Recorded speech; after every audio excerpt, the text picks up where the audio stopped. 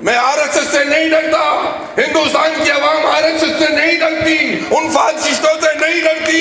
یہ بھارت دیش گاندھی کا دیش ہے، یہ رام کا دیش ہے، یہ محمد عربی صلی اللہ علیہ وسلم کو اس دیش سے پیار کی محبت کی خوشبو آئی ہے۔ اس دیش کا کوئی انسان یہ آر ایس ایس کے لوگوں تم سے نہیں ڈرتا ہے، کوئی نہیں ڈرتا تم سے۔ آپ نے یہ قانون بنایا ہے، مکاری کر کے بنایا ہے، عیاری کر کے بنایا ہے، آنکھوں میں دھول جھونک کر بنایا ہے۔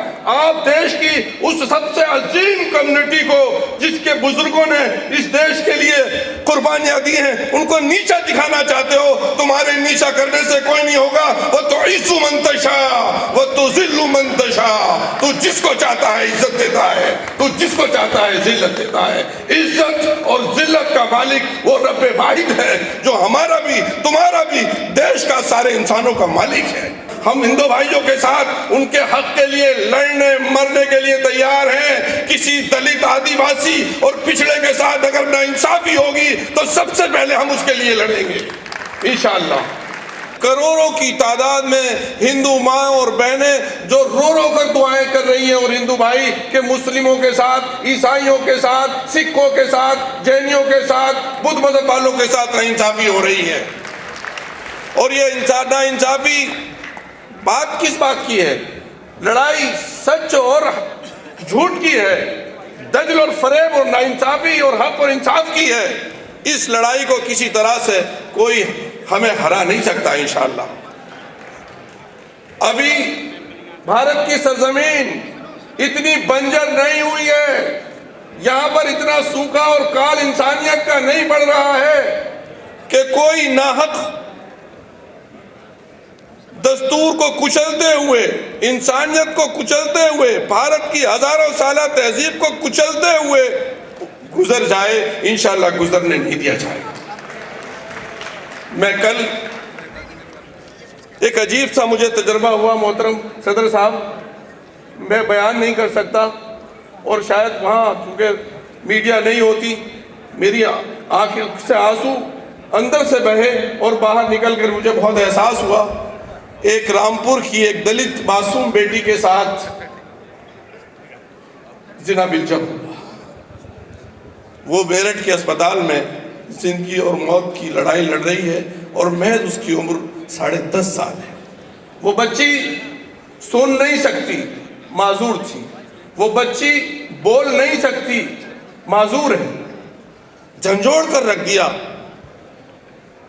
میں کل حضرت جب اس کے پاس گیا، اس کے سر پہ میں نے ہاتھ رکھا، وہ بچی مسکرا اور مجھے کسی کان میں کہا کہ آج پہلی بار اس نے آنکھیں کھولی ہیں اور یہ مسکرائی ہے۔ کیا معلوم، وہ بچی جو بول نہیں سکتی، جو بچی سن نہیں سکتی، اس کی آتما اسی طرح سے۔ پھر میں نے باہر نکل کر کہا کیا بات ہے؟ بنگال میں اگر ریپ ہو تو پورا انقلاب آ جائے، صدر جمہوریہ بھی اس کے لیے بیانات دیں، بہت اچھی بات ہے، وہ دیش کے راشٹرپتی ہیں۔ لیکن اگر وہی بچی اتر پردیش میں ہو، دلت کی ہو، تو کوئی بیان نہ آئے، کچھ نہ ہو، کچھ نہ ہوا۔ یہ آخر دورہ پیمارہ کیوں ہے؟ آپ یقین رکھیے، ابھی کسی نے مجھے بھیجا ہے، جناب شاکسی مہاراج صاحب نے کہا ہے کہ مسلمانوں کو بھی جلانا چاہیے، چونکہ قبرستان میں جگہ زیادہ گھیرتے ہیں یہ لوگ، اور تمام قبرستانوں کو چھین لینا چاہیے، واپس کر دینا۔ یہ کہا ہے نہیں کہا ہے؟ آخر ان لوگوں کے خلاف کارروائی کورٹ کرتی ہے تو کریں، ورنہ پھر بھارت کا سماج اٹھ کھڑا ہوگا، اور انشاءاللہ ایسے جیسے کہ ہمارے لیڈر ابھی کہہ کے گئے تھے دھرمیندر یادو جی، کہ ان 10 لوگوں میں جنہوں نے بھارت میں 11 سال سے نفرت کے بیج بوئے ہیں، ان میں 10 ٹاپ سے لے کر اور نیچے تک نمبر 1 تک سب کے سب بی جے پی، بھارتیہ جنتا پارٹی اور آر ایس ایس کے لوگ ہیں۔ میں آر ایس ایس سے نہیں ڈرتا، ہندوستان کی عوام آر ایس ایس سے نہیں ڈرتی، ان فاسسٹوں سے نہیں ڈرتی۔ یہ بھارت دیش گاندھی کا دیش ہے، یہ رام کا دیش ہے، یہ محمد عربی صلی اللہ علیہ وسلم کو اس دیش سے پیار کی محبت کی خوشبو آئی ہے۔ اس دیش کا کوئی انسان یہ آر ایس ایس کے لوگوں تم سے نہیں ڈرتا ہے، کوئی نہیں ڈرتا تم سے۔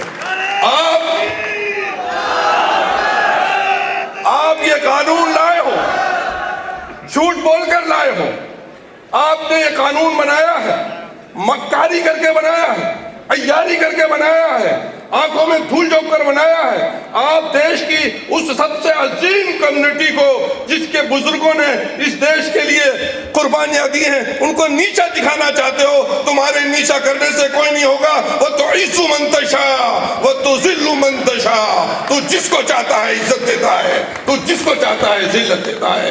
عزت اور ذلت کا مالک وہ رب واحد ہے، جو ہمارا بھی تمہارا بھی دیش کا سارے انسانوں کا مالک ہے۔ کوئی قوم، ملک کی کوئی عوام، چاہے وہ دلت ہوں، پسماندہ ہوں، چاہے وہ آدیواسی ہوں، کسی کے کہنے سے بے عزت نہیں ہو جاتی۔ میرے بھائی، جیسے کہ ہمارے فاضل ایم پی صاحب فرما رہے تھے، حبیبی کہتے ہوئے تو گلے مل لیتے ہیں، مگر میں حبیبی کا شکریہ ادا بھی کرتا ہوں کہ اب وہ گزارش کرتا ہوں آپ سے، جناب جامعہ ازہر سے افتاء کی ڈگری اور دلوا دیجیے، چونکہ اب ہمیں یہ گرو ہو رہا ہے کہ ہمارے دیش کے پرائم منسٹر صاحب اب مفتی بھی ہو گئے ہیں۔ اب کسی کو بریلی اور دیوبند جانے کی ضرورت نہیں ہے، وہ افتاء کا کام جو ہے وہ یہاں سے جورباغ سے بھی ہو رہا ہے۔ کیا بات ہے، آپ نے دیش کے کو مذاق سمجھ لیا ہے۔ کس نے حق دیا ہے آپ کو دیش کی جنتا کو مذاق سمجھنے کا؟ آپ ذہن ڈائیورٹ کر رہے ہیں 11 سال سے، لوگوں کو روزگار نہیں دے رہے، کسانوں کو ناصاد میں انصافی کر رہے ہیں، اور آپ صرف ایک ہی نسخہ ہے، آخر یہ مسلمان جو سونے کی مرغی جو ہر چناؤ کے ٹائم انڈا دے دیتی ہے اور آپ اس کا انڈا کھا لیتے ہیں، کب تک اس سے انڈے لیتے رہیں گے؟ اب یہ انڈے واپس کرنے ہوں گے بھیا۔ ہم ہندو بھائیوں کے ساتھ ان کے حق کے لیے لڑنے مرنے کے لیے تیار ہیں۔ کسی دلت، آدیواسی اور پچھڑے کے ساتھ اگر ناانصافی ہوگی تو سب سے پہلے ہم اس کے لیے لڑیں گے انشاءاللہ۔ اور دستور کو آپ نے مذاق بنا لیا۔ بہرحال میں اپنی بات کو ختم کرتا ہوں۔ آل انڈیا مسلم پرسنل لا بورڈ ہم سب کے لیے بہت ہی قابل احترام ہے، اور اس کے امبریلا میں جتنے بھی لوگ ہیں ساری الحمدللہ اتحاد کی ایسی مثال تاریخ میں کبھی نہیں دیکھی گئی، جس مضبوط اتحاد کے ساتھ آج سارے لوگ ہندو، مسلم، سکھ، عیسائی، جین سب لوگ ایک اتحاد کے ساتھ کھڑے ہیں۔ اب یہ آوازیں ان ایوانوں سے نکل کر کے سڑکوں پر بھی جائیں گی، لوگ سنیں گے، اور امن و شانتی کے ساتھ ہمیں ان جھوٹ بولنے والوں سے لڑائی ہے ہماری، جو دیش کی جنتا کو گمراہ کر رہے ہیں۔ میں جگر کے اس شعر پر اپنی بات ختم کرتا ہوں۔ طول غم حیات سے گھبرا نہ اے جگر، طول غم حیات سے گھبرا نہ اے جگر، ایسی بھی کوئی شام ہے جس کی سحر نہ ہو۔ کوئی ایسی شام نہیں ہے، حکومتوں کی بھی شامیں ہوتی ہیں، ان کا بھی آفتاب اقبال غروب ہو جاتا ہے۔ آپ تو چن کر آتے ہیں، دھوکے اور لالچ سے حکومتیں گراتے ہیں، آپ کی حکومت کا تو کوئی ٹھکانہ نہیں کس وقت گر جائے انشاءاللہ العزیز، جب اللہ چاہے گا کن فیکون کے ذریعے سے۔ اور جن مظلوموں کی آہوں، دلت بچیوں کی آہوں سے یہ حکومت بہت دن تک اب بچ نہیں سکتی، بہہ جائے گی انشاءاللہ۔ فضل الرحیم مجددی صاحب، حضرت مولانا سعادت اللہ حسینی صاحب، حضرت مولانا اصغر علی امام مہدی صاحب، حضرت مولانا قلب جواز صاحب، اور ہمارے عظیم دانشور اور مفکر جناب محمد ادیب صاحب، اور ممبر آف پارلیمنٹ علی انور صاحب، اور جہاں صاحب چلے گئے، اور ابھی مجھ سے پہلے جناب بیرسٹر صاحب اور وقف جناب اسد الدین اویسی صاحب،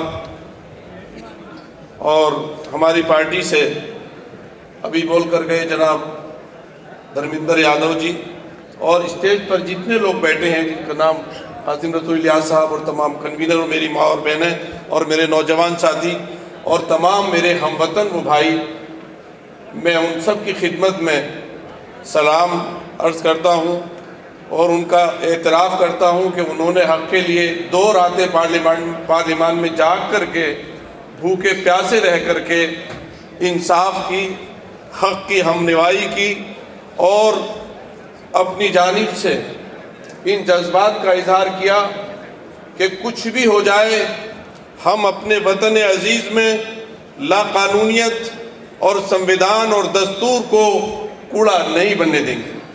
انشاءاللہ۔